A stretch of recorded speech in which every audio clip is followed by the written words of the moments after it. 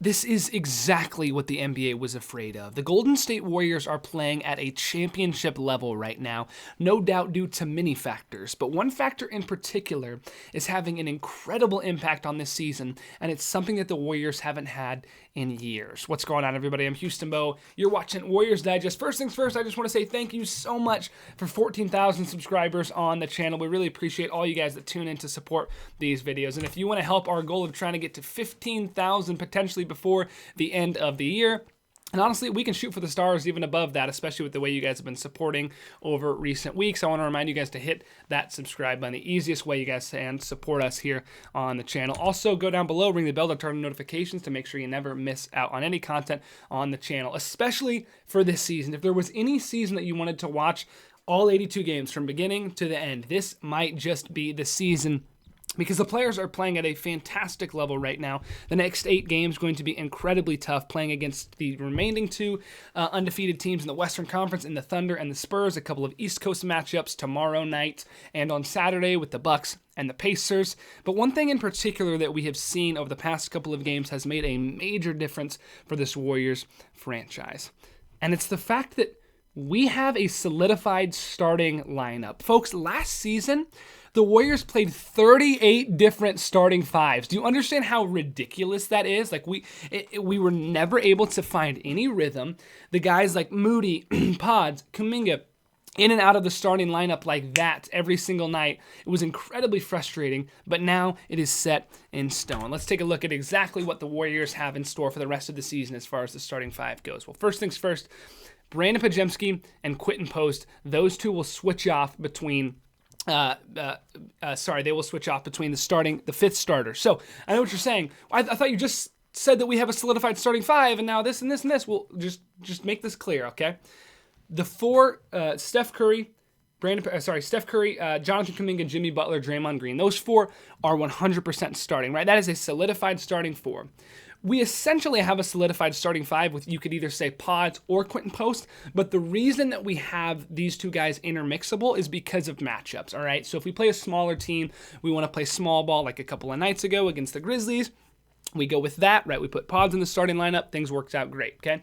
And then last night we say, hey, we're playing a bigger lineup. We're playing Ivica Zubac and Kawhi Leonard and some of these bigger guys in the front court, so we need to play with a bigger starting lineup, so we use Quinten Post instead of Brandin Podziemski to put him alongside Draymond Green. And I know this might not seem like a big deal, but I'm telling you, as someone who's played basketball, if you guys have played basketball, you understand the importance of camaraderie, chemistry, and having a solidified starting 5 that know, hey, on a nightly basis, I'm going to be a guy that's out there that is ready to perform at the highest level at the beginning of tip-off all the way to the end of the game, okay?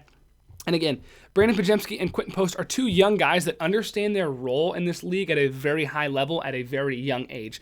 Brandin Podziemski, Quinten Post, they understand that Podziemski, hey, when you come into the game, we need you to shoot threes, we need you to play defense at a high level, we need you to make a lot of effort and hustle plays, which is exactly what Pods has done over the last 2 nights. Quinten Post, we put him into the starting lineup. You might be saying, well, what if Post doesn't start for 2 weeks and then we ask him to start because it's a bigger lineup? Well, guess what? Post didn't start much last season. He didn't start through the first 4 games. Last night, we put him in the starting lineup. He balls out a plus 34. Do you understand how ridiculous that is for a second-year guy in the league to come in and have the highest plus-minus, blow everybody else out of the water, and put the NBA on watch? That is exactly what Quinten Post did last night. It's incredibly encouraging to understand, hey, this starting lineup is set in stone, right? We can, instead of like last season, every single night saying, oh man, I wonder who the starters are going to be. Are they going to mesh well tonight? Is Kuminga going to be frustrated he's not starting? Or 2 seasons ago with the whole Klay Thompson debacle, man, it feels weird we're not starting Klay with how talented he is. He's done so much for this organization, blah, blah, blah. Forget all that. These are the guys that are starting. Pods, Post, right? Sure. Every once in a while, they'll switch it up. Most of the time, I would assume that it would be Brandin Podziemski and then Quinten Post against bigger lineups like we talked about, right? But this is huge. This is massive for this team because you have to have some continuity in basketball. You just have to. If you throw out a million different lineups, look at last season.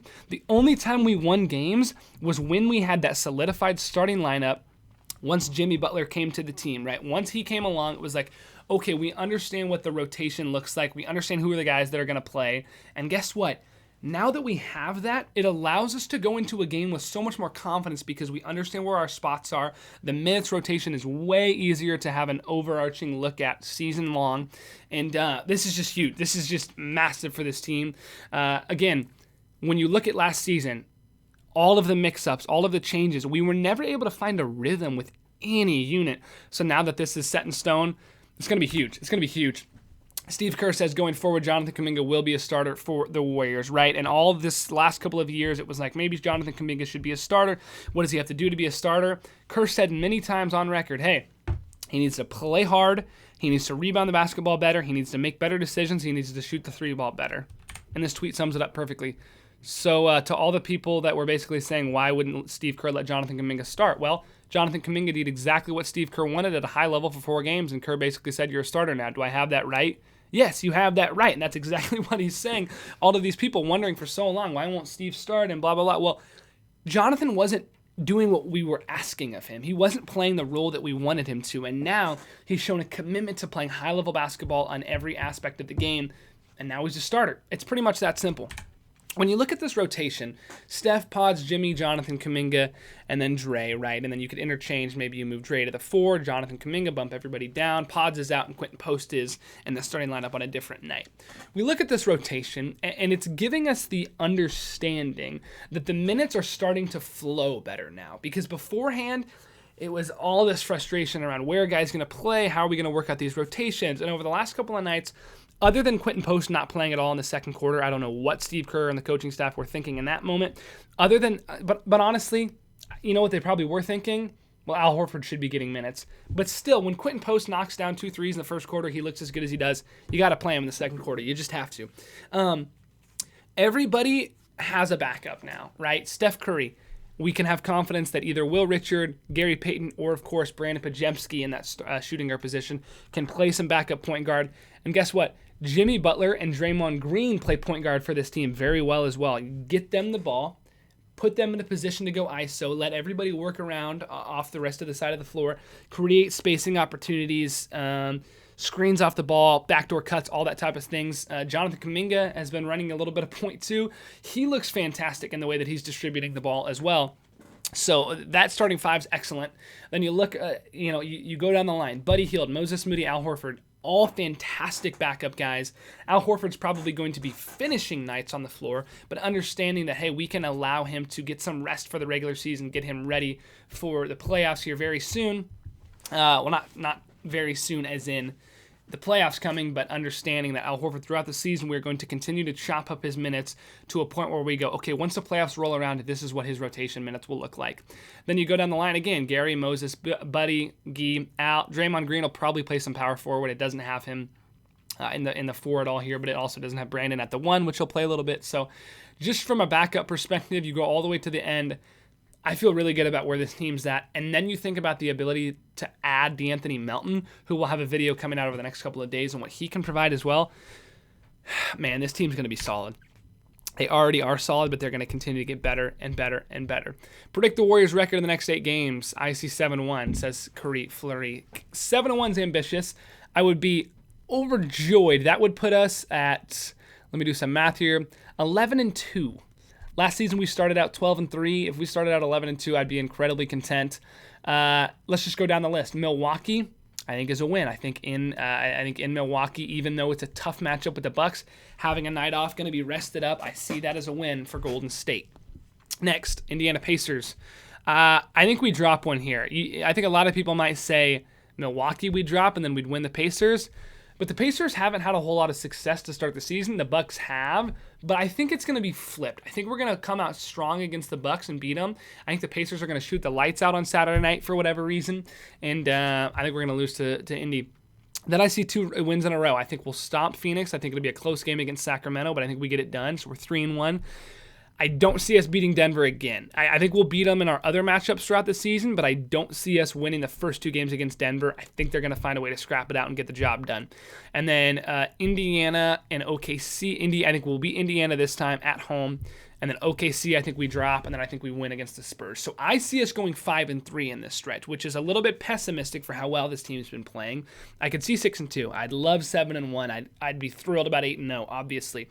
But I think because of being a back-to-back. I think on that Tuesday, November 11th, I think there's a chance that we don't play, even though both the Spurs and the Thunder have strong front courts. I think Al Horford sits the front night against the Thunder and then maybe plays against the Spurs, have a little bit of a matchup against Wembanyama and the way that he's been playing alongside Draymond in the front court. So I see 5-3, which would put us then at 9-4, which I'd be happy with. I would love a 9-4 start. Obviously, this is a tough start to November, end of October. I mean, these are 8 difficult games. I mean, these are all top solid teams other than maybe Phoenix and Sacramento.